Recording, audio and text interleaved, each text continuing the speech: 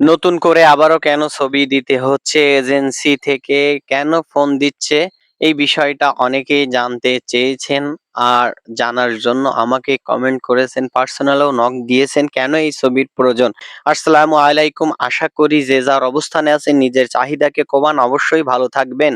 সর্বপ্রথম যে বিষয়টা হলো, বর্তমান এজেন্সিগুলোর থেকে আমি খোঁজ নিয়েছি, তারা যে কথাটা বলতে চাচ্ছে, বর্তমানে যাদের অনলাইন করা হয়েছে অ্যাপ্রুভাল হবে তাদের স্ক্যানারের জন্য মূলত হলো আপনার এই ছবির প্রয়োজন। তবে ছবিটা আপনারা কিভাবে দিবেন এই বিষয়টাও কিন্তু আপনাদের জানা দরকার। বর্তমানে যারা ছবি দিবেন তাদেরকে কিন্তু ছবিগুলো আবার ল্যাবে যেয়ে প্রিন্ট করা লাগবে না। বর্তমানে ছবিগুলো আপনারা দিবেন যে সিস্টেমটা হলো, যেই দোকানে আপনারা ছবি ওঠায়, যেখানে আপনার ডিএসএলআর ক্যামেরা আছে, ভালো মানের যে ক্যামেরাগুলো থাকে, যেই ছবি তুলে প্রিন্ট করা যায়, সেই ছবিগুলো আপনারা কোনো রকম এডিটিং করবেন না, যেভাবে তুলবেন সেইভাবেই থাকবে। ডিএসএলআর এ ওঠানোর পরে ছবিটি আপনাদের যে অবস্থায় থাকবে, আপনারা সেই অবস্থায় সেখান থেকেই ছবিটা পিডিএফ করে নেবেন।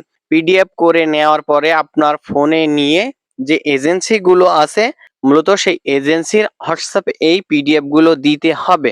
আপনারা এই ছবিগুলো যদি এডিট করে ব্যাকগ্রাউন্ড সাদা করেন, ব্লু করেন, এই কাজটি কিন্তু করা যাবে না। তাদের কাছ থেকে আপনারা বলবেন যে আমরা ইউরোপে ছবি জমা দিব, সেই অনুযায়ী ছবিটি উঠিয়ে দাও। তারা আপনাকে ছবি তুলে এই ছবিটি পিডিএফ করে দিবে। আর এই ছবি কোন দেশগুলোর জন্য লাগছে? সর্বপ্রথম যে বিষয়টা হলো, আপনার নন সেনজেন যে দেশগুলো ইউরোপের, অর্থাৎ বলকানের যে দেশগুলো, মূলত সেই দেশের জন্য লাগছে। কারণ আপনার মন্টিনিগ্রো কিন্তু ই ভিসার আওতায় এসেছে। যারা এই দেশগুলো ই ভিসার আওতায় এসেছে, শুধুমাত্র তাদেরই কিন্তু এই ছবিগুলো নতুন করে আবার প্রয়োজন হচ্ছে।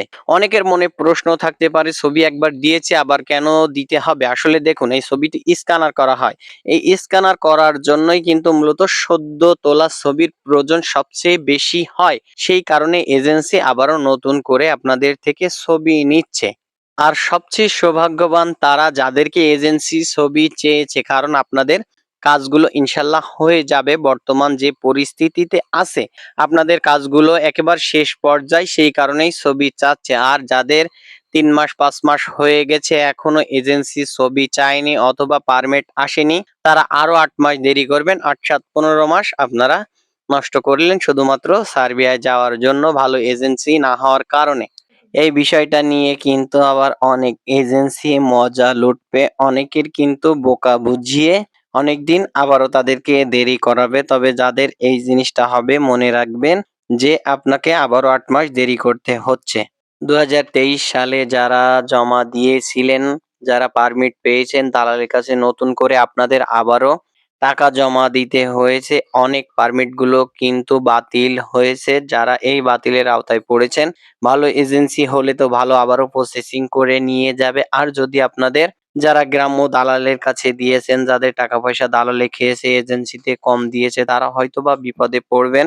তবে আশা করি যে যার অবস্থানে আছেন সেখান থেকে নিজ দায়িত্বে চেষ্টা করুন যে আপনাদের যদি না যাওয়া হয় টাকাটা উঠিয়ে নেওয়ার। যদি আবারও আসেন, ভালো মাধ্যম দিয়ে দিবেন। এখন আরো সহজভাবে আসতে পারবেন। সময়টা একটু বেশি লাগছে এইটাই, তাছাড়া কিছুই নয়। আজকের ভিডিওটা এই পর্যন্তই। যদি ভিডিওটা ভালো লেগে থাকে তাহলে অবশ্যই সাবস্ক্রাইব করবেন, শেয়ার করবেন, পাশে থাকা বেল আইকনটি বাজিয়ে দিবেন সবার আগে ভিডিওটি পেতে।